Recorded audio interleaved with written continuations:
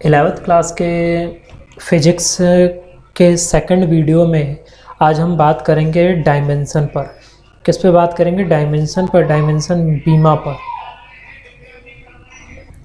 बीमा हम कैसे निकालते हैं? तो देखिए कि लंबाई की बीमा, यहाँ पर मैं कुछ बेसिक बता देता हूँ कि बीमाएं कैसे निकाले जाते हैं, उसमें उसके सिंबल क्या क्या होते हैं। तो देखिए, अगर मैं बात करूँ मूल राशियाँ, मूल राशि मेन होती है मूल राशियाँ। बीमा जो हो निकाली जाती है वो मूल राशियों के आधार पर ही निकाली जाती है, क्योंकि आप सभी को पता है कि व्युत्पन्न राशियाँ किससे बनती है? मूल राशियों से बनती है। मूल राशियों से हम व्युत्पन्न राशियाँ बनाते हैं। तो बीमा जो होती है उसका मेन सिंबल जो होता है मूल राशि के अकॉर्डिंग बनाते हैं। जैसे अगर हमें बात करें द्रव्यमान की, तो द्रव्यमान की बीमा जो होती है, ऐसे काम करते हैं हम।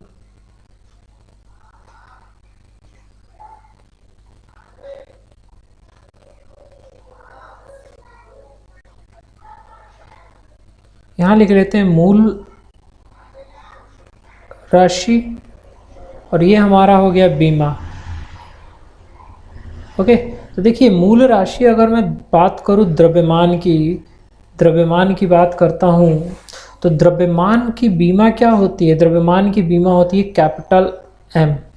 तो हम द्रव्यमान को किससे रिप्रेजेंट करते हैं? बीमा, कैपिटल एम से। सेकंड बात करते हैं लंबाई की, लेंथ की, तो लेंथ को कैपिटल एल से।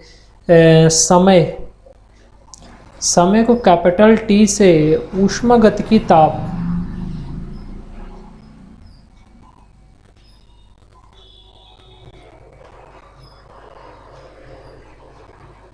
ऊष्मागतिक ताप को हम रिप्रेजेंट करते हैं कैपिटल के से या कैपिटल एच से। इन दोनों में से किसी से भी रिप्रेजेंट कर सकते हैं। नंबर 5 जो आता है हमारा विद्युत धारा।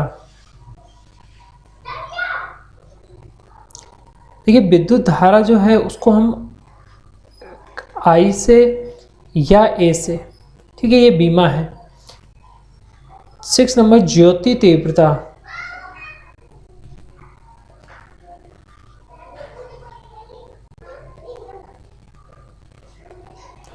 ज्योति तीव्रता को हम कैंडला, कैपिटल सी से रिप्रेजेंट करते हैं। और 7 नंबर होता है पदार्थ का परिमाण।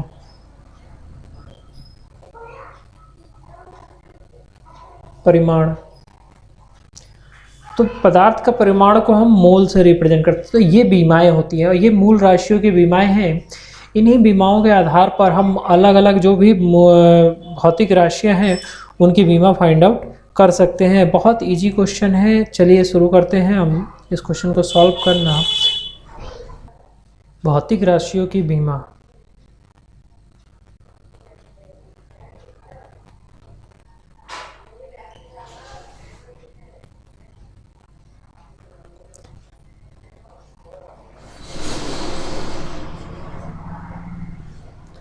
बीमा हमें ज्ञात करना है, तो भौतिक राशियों की बीमा जो ज्ञात करेंगे, इसके लिए हमें करना क्या है?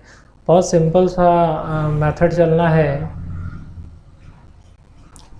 और हम इसको ईजिली ज्ञात फाइंड आउट कर सकते हैं। ये हमें याद रखना चाहिए, भौतिक बीमा ज्ञात करने के लिए हमें सूत्र जरूर याद होने चाहिए। देखिए अगर मुझे बीमा ये ज्ञात करनी है, अगर नंबर फर्स्ट हम बात कर लेते हैं वेग की,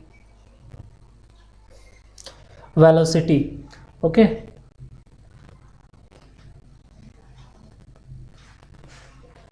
वेलोसिटी की अगर फाइंड आउट करें, तो देखिए वेग का जो मात्रक होता, हाँ एक बात और, बीमा को बड़े ब्रैकेट में बंद करते हैं। बीमा को बड़े ब्रैकेट में रखा जाता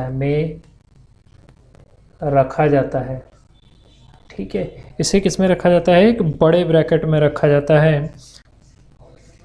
कुछ ऐसी वैल्यूज़ भी होती हैं जिनकी बीमाएं नहीं होती, जैसे कांस्टेंट नंबर की कोई बीमा नहीं होती है। तो वेग बराबर क्या होता है? विस्थापन अपॉन समय। तो चलिए यहाँ पर हम विस्थापन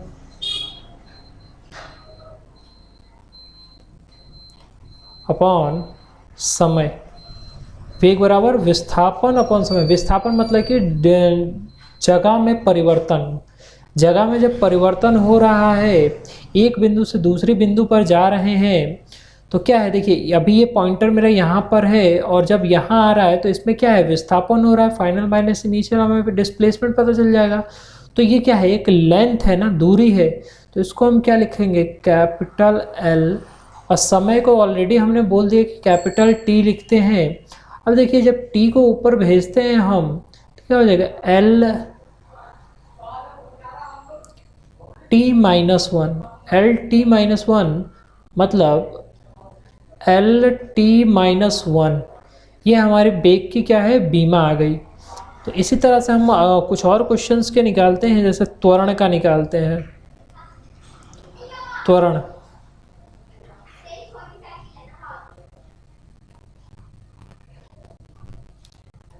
तो त्वरण के निकालने के लिए देखिए, त्वरण बराबर क्या होता है, वेग अपॉन समय। क्या होता है, वेग अपॉन समय होता है। अब यहाँ देखिए वेग का आपने निकाल लिया, वेग बराबर क्या होता है, विस्थापन अपॉन समय, और त्वरण बराबर क्या होता है, वेग अपॉन समय।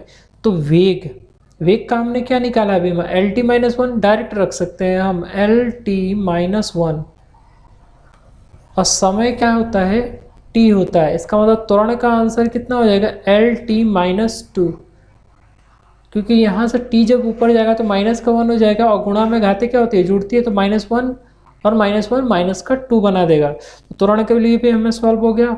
चलिए आगे करते हैं। घनत्व,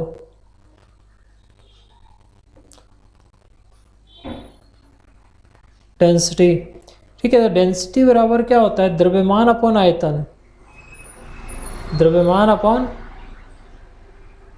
आयतन होता है, ठीक है। घनत्व बराबर द्रव्यमान अपॉन आयतन।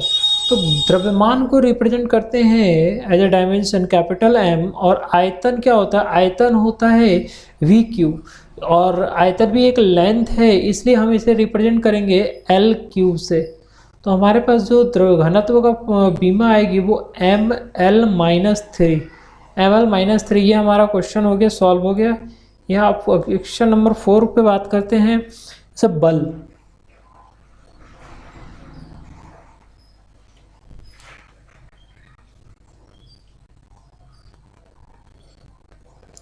बल, फोर्स,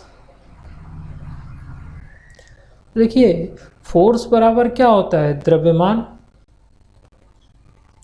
इंटू त्वरण, द्रव्यमान इंटू त्वरण होता है। द्रव्यमान क्या है, द्रव्यमान हमारा क्या होता है, m होता है, द्रव्यमान हमारा m हो गया, और त्वरण क्या है, L T minus one, already हमने फाइंड आउट कर रखा है, तो L T minus to, sorry L T minus to bracket में। अब देखिए यहाँ पर इसे हम सॉल्व करके क्या लिख सकते हैं, M L T minus two, तो बल का बीमा क्या हो गई, M L T minus two, ये बल की बीमा हो गई। आगे चलते हैं और फाइंड आउट करते हैं।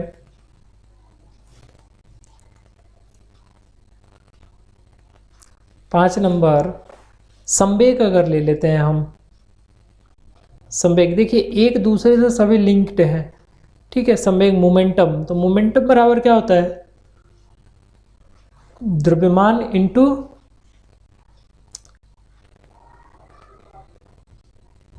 वेग, द्रव्यमान इंटू वेग। तो द्रव्यमान का क्या होता है, m होता है, और वेग क्या क्या होता है, देखिए वेग का हमने ऑलरेडी फाइंड आउट कर रखा था, एल टी माइनस वन, तो फंक्शन क्या बन जाएगा, M L T minus one, ये हमारा संवेग का फाइंड आउट हो गया। इस तरह से हम कुछ और क्वेश्चन ले लेते हैं एक सीक्वेंस पे ना जा करके। शक्ति, अगर मुझे शक्ति की फाइंड आउट करना है, शक्ति की बीमा क्या होगी, पावर, तो पावर इक्वल टू क्या होता है, कार्य अपॉन समय, वर्क अपॉन समय, टाइम, वर्क अपॉन टाइम। तो कार्य, कार्य बराबर क्या हो गया, कार्य बराबर हो जाता है, कार्य की बीमा क्या आ जाती है, तो कार्य की बीमा को मैं यहाँ पर लिखता हूँ, कार्य बराबर क्या होता है, कार्य बराबर होता है बल गुणा दूरी, मतलब बल गुणा विस्थापन बोल सकते हैं, बल गुणा दूरी अपॉन समय, समय ही रहेगा। अब देखिए बल का हमने ऑलरेडी निकाल रखा था, बल का क्या फाइंड आउट कर रखा था, ऑलरेडी हमने डायमेंशन फाइंड आउट कर रखा है। तो बल का डायमेंशन क्या हो गया, ml2t-2 अपॉन टी, क्योंकि हमने यहाँ दूरी का भी रख दिया, ठीक है डायरेक्ट, क्योंकि ml-t-2 होगा बल का और दूरी का क्या हो जाएगा l। तो इसे सॉल्व करेंगे तो हमारे पास क्या आ जाएगा, ml2t-2 अपॉन टी। तो इसे हम और सॉल्व करते हैं तो ml2t-3, शक्ति का क्या गया ml2t-3, ये हमारे पास बीमा आ गई।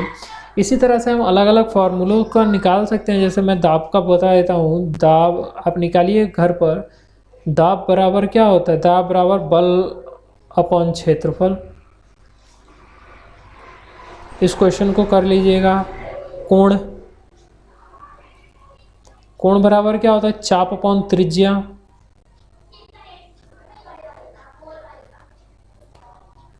आवृत्ति,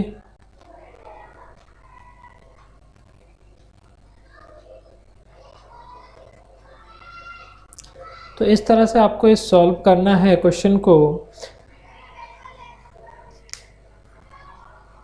कोई डाउट हो तो आप कमेंट बॉक्स में बताइएगा हमें, हम ज़रूर बताएंगे, आपकी मदद करेंगे। देखिए हमारे पास एक क्वेश्चन है कि एफपीएस पद्धति में गुरुत्वीय त्वरण g का मान 32.2 फीट सेकंड इनवर्स -2 है। इसका मान SI में ज्ञात करिए, मतलब सिस्टम ऑफ इंटरनेशनल में फाइंड आउट करना है। फुट पाउंड सेकंड सिस्टम में हमें दिया हुआ है, हमें कन्वर्ट करके SI में सिस्टम में लेकर के आना है।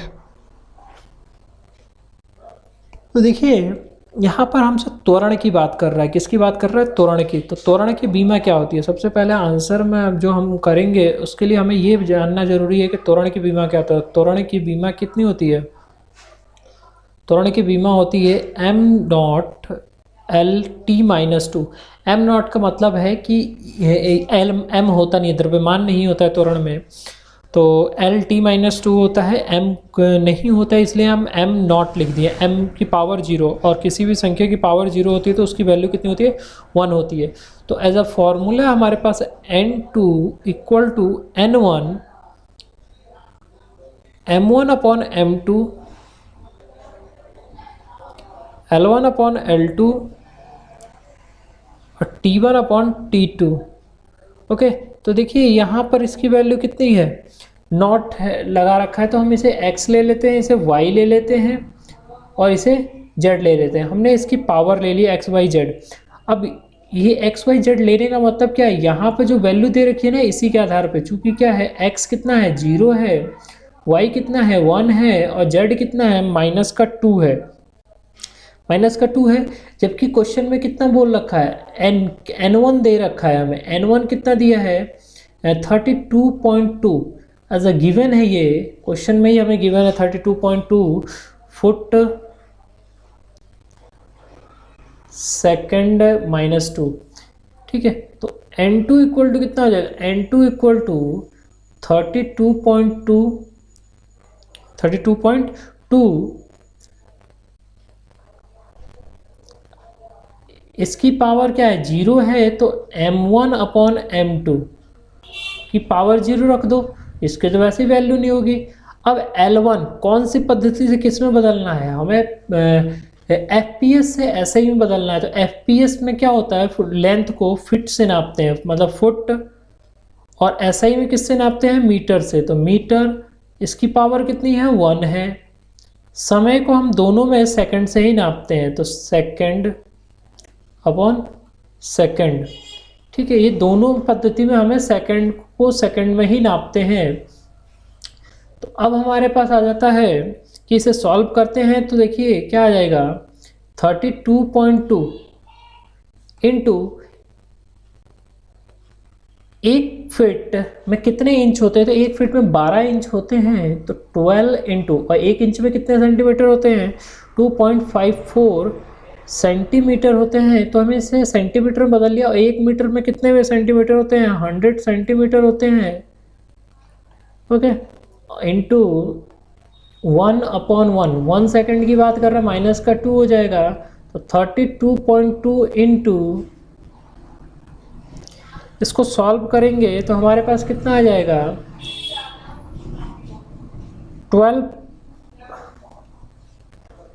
12 इंटू 2.54/100, ये तो हमारा 1 हो जाएगा, कोई दिक्कत नहीं है। तो 32.2 इंटू 12 इंटू 2.54/100।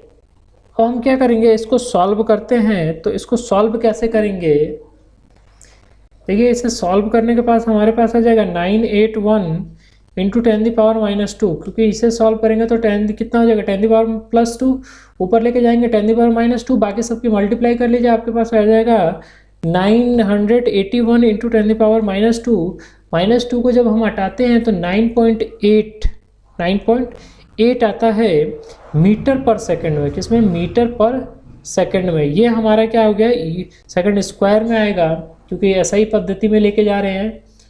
तो 9.8 इंटू 9.8 मीटर पर सेकंड, ये जी का त्वरण हो गया। तो अतः एसआई मात्रक में जी का मान 9.81 मीटर पर सेकंड स्क्वायर है।